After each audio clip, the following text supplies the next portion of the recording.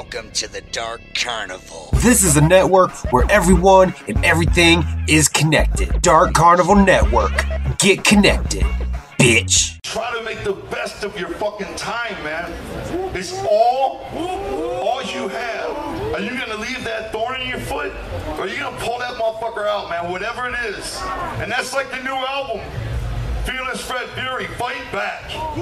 It's like if you have a thorn in your fucking foot, fight back! Did he just... was that? What you thinking about? What you thinking about? What you thinking about? What you thinking about? What up, y'all? DCFAYGOGUY. So this year at the gathering, Violent J gave a motivational speech, which the theme of it more or less was that the most precious thing we have as human beings is time. Our time on this earth. You know, when people get punished, where do they get sent? Jail, prison, where it takes up your time that you'll never get back on this planet. And there were some things he said in here, wording that he gave, that had me wondering, is he giving us hints to the meaning or the story or the concept behind Fearless Fred Fury? I mean, he even mentions in one example, Fearless Fred Fury, the new album itself, and the whole concept of fighting back. You also have an example he gives about people who are fearless. Imagine having the ability to not give a fuck, man. Like, at all. To not give a fuck. To have no fear. To, you know, if you're a single guy, you can step up to any girl, no matter how fucking fine she is, with no fear of rejection. Imagine that ability. Not giving a fuck. And just living their life to the fullest. Now, I know that's a little bit of a stretch just because he mentions people who are fearless, and fearless is obviously the first part of Fred Fury's name.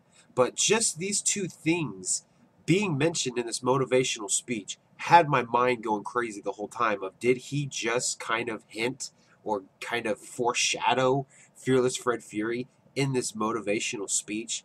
Now, I know when Fearless Fred Fury first came out, I pretty much gave my first impressions and kind of my first assumptions of what Fearless Fred Fury could be, and the fact that inside you have this entity, and when you've had enough, you go into a rage and you go into a fury, and in that stage you become fearless.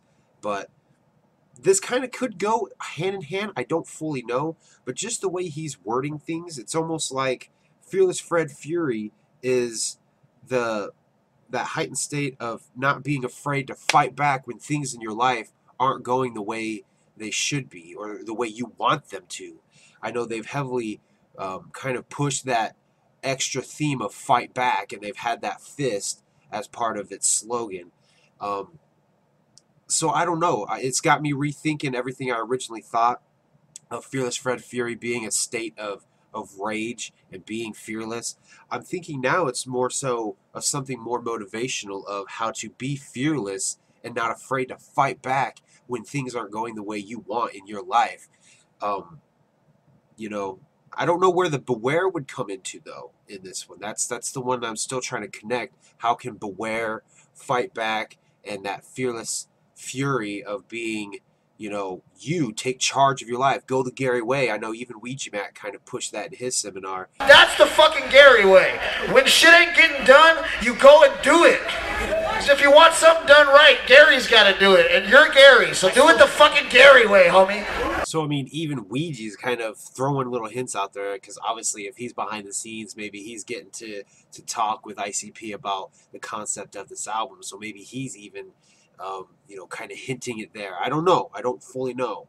But I'm just kind of piecing little things together here and there. And really, I haven't done a whole lot of thought into the imagery. I know everybody's talking about 665 and the numerical meaning being angelic. I know the 215 Ninjas put out a post about it some months ago. I haven't really delved into the imagery a whole lot. I haven't. I've been focusing on that name. And so everything kind of mentioned in the motivational speech and then that little bit from Ouija just has me wondering. You know, he even mentions the satellite song that we know is going to be a track on Fearless Fred Fury, the ability to satellite into a satellite's view and take a look at your life. Have the ability to satellite You know what I'm talking about? Have the ability to see from a satellite's view.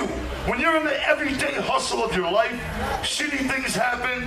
Fuck, man, I gotta deal with this. I gotta deal with this. Man, have the ability to rise up out of your life and look from the view of a satellite so you can see the bigger picture. Look at how fresh your life really is. There's even one more part, and this is kind of a stretch. This one's a little bit of a stretch that could tie Flip the Rat in as well. But he also mentions the fact that he believes in revenge and keeping a little hate in your heart. I also believe in revenge. I wanted to say that. I think a little hate in the heart is a good thing. Just because of the placement of where Flip the Rat is, kind of makes me think maybe. That one's a stretch. That one is a stretch. But there are definitely some heavy hints here from both Ouija Mac and Violent J, heavily in his speech. There's so many things that's got me like trying to connect dots. There could be nothing there. There could be something there, but it's been on my mind and I wanted to share it with you guys. So leave your thoughts down below. Tell me what you think. Do you think any of this makes any sense? Does any of it kind of connect together? Or am I just thinking shit that's not there? But leave your thoughts down below, and thank you guys for watching.